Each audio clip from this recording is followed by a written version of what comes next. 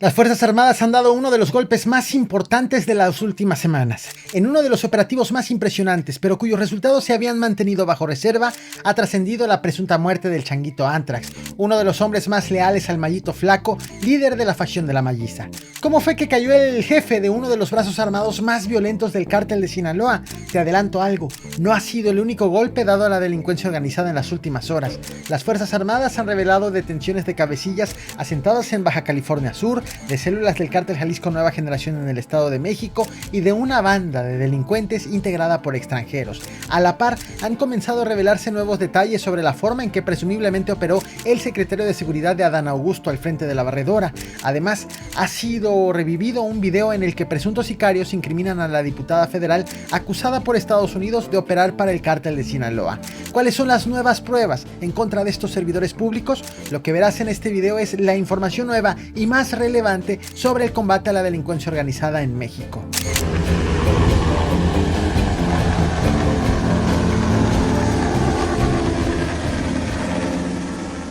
Este fue el operativo en el que presumiblemente murió el Changuito Anthrax, líder de los Anthrax, un brazo armado al servicio del cártel de Sinaloa, en específico a la facción de los Mayos liderada por el Mayito Flaco. Debo ser claro, la muerte de este jefe de sicarios ha sido confirmada de manera extraoficial. Sin embargo, al momento en que hago este video, ninguna autoridad se ha pronunciado al respecto de forma oficial. Es por eso que voy a dividir la información en dos partes. La primera será sobre el fuerte operativo desplegado por las Fuerzas Armadas y la segunda sobre el cómo falleció el Changuito Anthrax durante ese operativo.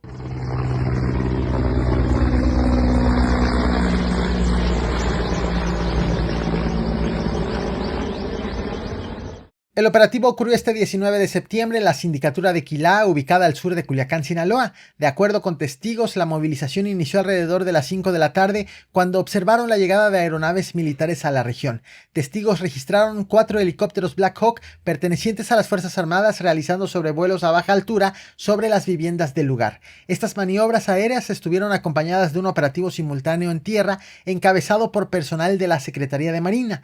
Las fuerzas federales se concentraron en diversas calles cercanas a las instalaciones de la Cruz Roja local, donde los uniformados establecieron cercos de seguridad y realizaron revisiones en diferentes puntos. Para entonces, las autoridades ya habían hecho evidente que no revelarían el objetivo del operativo. Sin embargo, de manera extraoficial se informó que las Fuerzas Armadas estaban buscando un vehículo particular. Lo cierto es que por la magnitud del despliegue era muy probable que buscaban a un delincuente peligroso e importante. Para la noche de ese 19 de septiembre, la autoridad no había ofrecido ni un solo detalle, ni del operativo ni del resultado.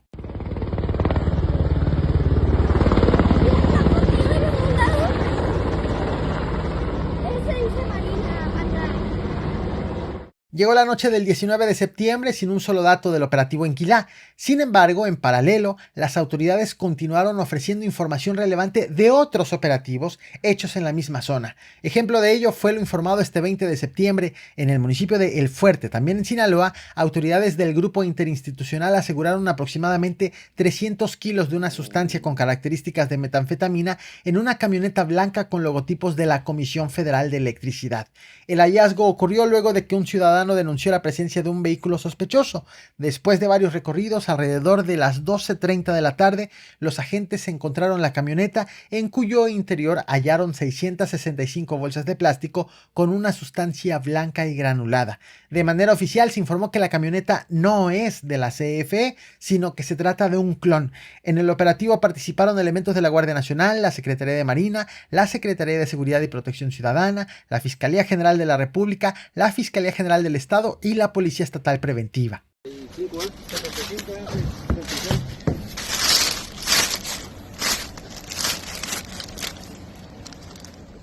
Otro operativo fue el registrado en la comunidad de La Pitayita, sindicatura de Tepuche, al norte de Culiacán. Allí, elementos del ejército que patrullaban la zona encontraron un campamento con hombres armados, quienes huyeron entre la maleza en cuanto vieron a los militares.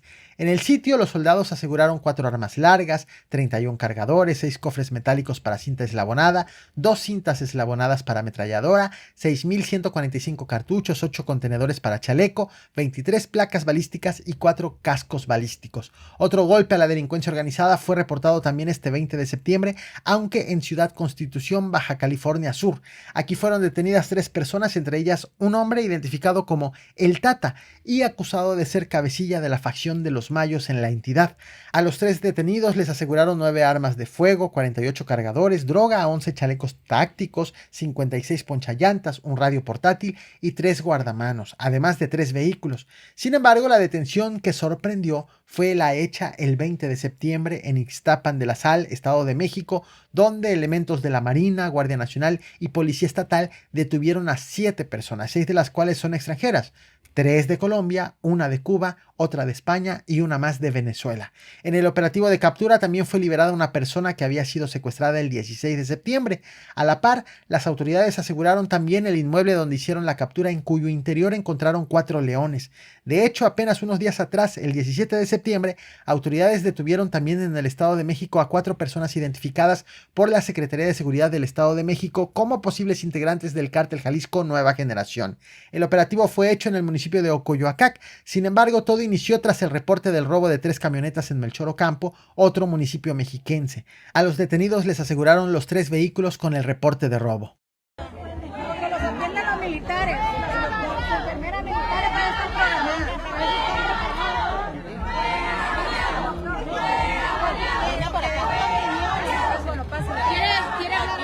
Sin embargo, no todo ha sido miel sobre hojuelas en el combate a la delincuencia organizada. Recordarás, en uno de mis últimos videos te platiqué de la manifestación del personal de salud de Culiacán, quienes exigen garantías de seguridad luego de la ola de ataques armados contra personas heridas por bala en hospitales y clínicas de Sinaloa. Bueno, en atención a esa preocupación, este 20 de septiembre el gobernador, el morenista Rubén Rocha Moya, informó que su administración analiza habilitar un área del antiguo Hospital General de Culiacán para atender allí solamente a pacientes heridos por arma de fuego. Esta medida ha sido anunciada como una acción provisional con el objetivo de separar a los baleados del resto de los pacientes. Aquí se queda, porque yo estoy en mi casa.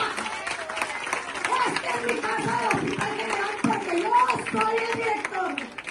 Yo le permití a los soldados que entraran.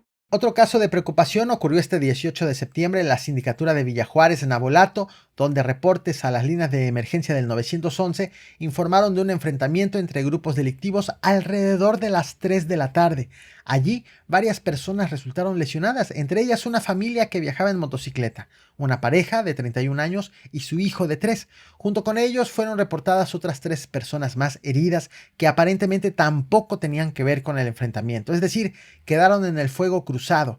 Para el 19 de septiembre, la Secretaría de Salud de Sinaloa informó que 4 personas habían ingresado al hospital y que la familia ya había sido dada de alta. En tanto, ese mismo 19 de septiembre, las autoridades realizaron relevos de directivos de los centros penitenciarios de Aguaruto, en Culiacán, y El Castillo, en Mazatlán. En el caso del penal de Aguaruto, el cambio ocurrió tras diversas revisiones en el penal que derivaron del aseguramiento de armas de fuego, armas blancas, puntas hechizas, módems, sistemas de internet, celulares y otros objetos no permitidos. A la par, este 20 de septiembre, el gobernador de Sinaloa volvió a reconocer la existencia de personas desplazadas por la violencia en diversas regiones del estado, tras lo cual aseguró que ya se encuentran atendiendo a quienes decidieron abandonar sus hogares huyendo de la inseguridad.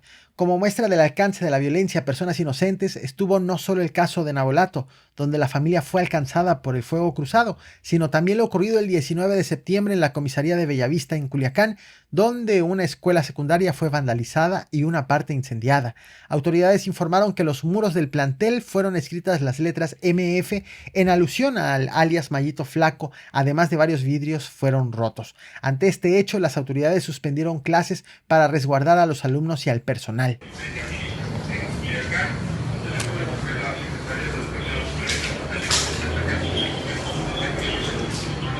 Y mientras esto ocurre en Sinaloa, a Palacio Nacional llegó la acusación hecha por parte del gobierno de Estados Unidos contra la diputada federal de Morena, Hilda Araceli Brown Figueredo, a quien acusan de ligas con la facción de los Mayos.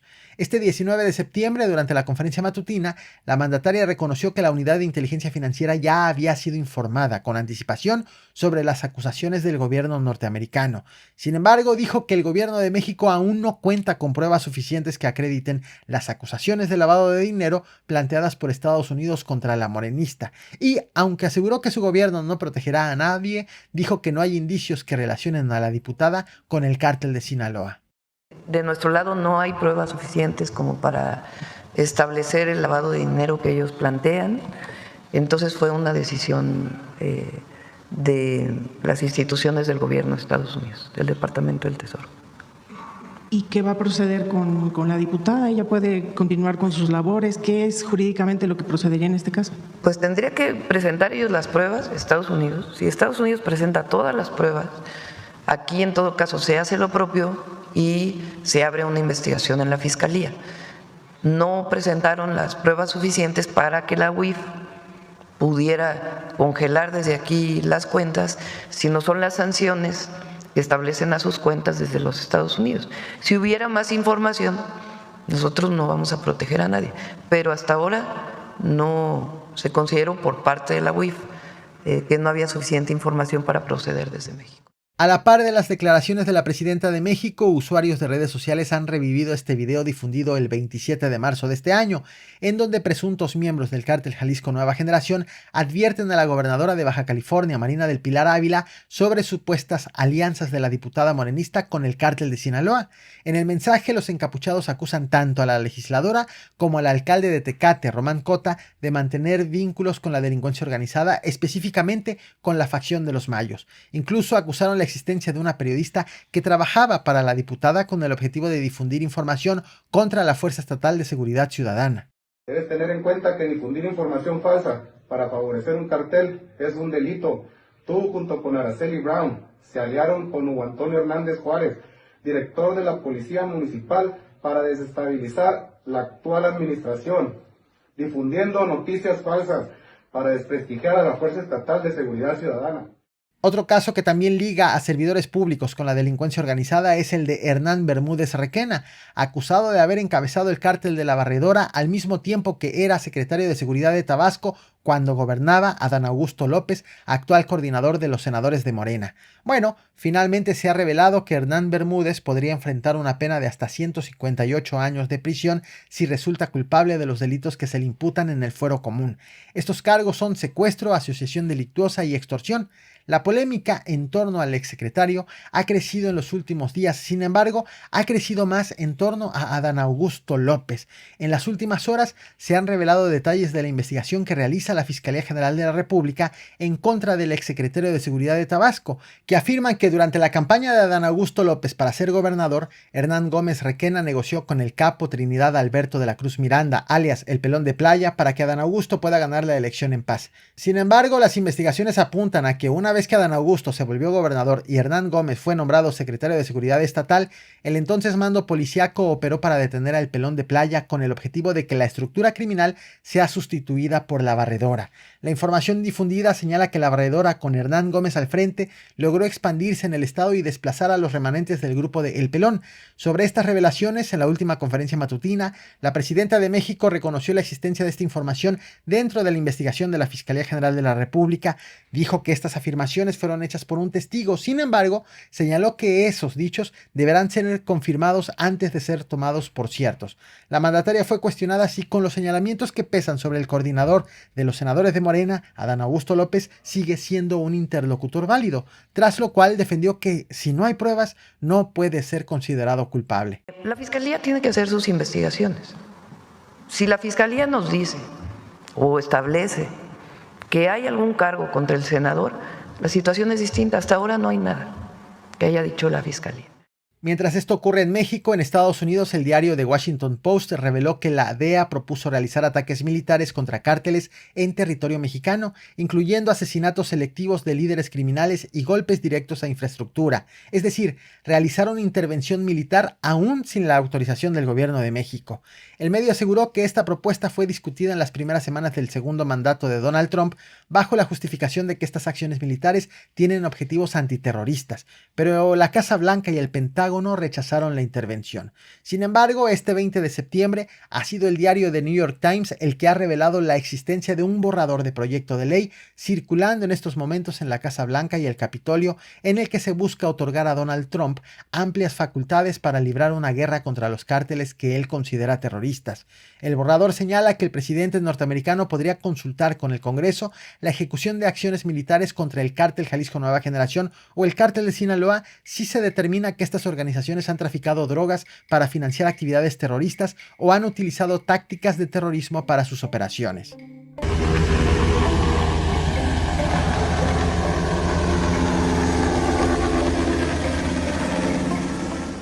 Y es así como llegamos al operativo en Quilá, Sinaloa, donde murió el changuito Anthrax, también identificado como 06. Mientras que en Estados Unidos presionan por una invasión militar, en México buscan concretar golpes contra los altos mandos de la delincuencia organizada. Casi 24 horas después del operativo hecho en Quilá, ha sido reportada la muerte en esa incursión de Rafael Guadalupe, el changuito Anthrax. De manera extraoficial se ha informado que el capo falleció ahogado en un río al intentar huir de las Fuerzas Armadas. Recordarás, el operativo fue realizado la tarde del 19 de septiembre en Quilá, donde hubo un fuerte despliegue aéreo y terrestre de las Fuerzas Armadas.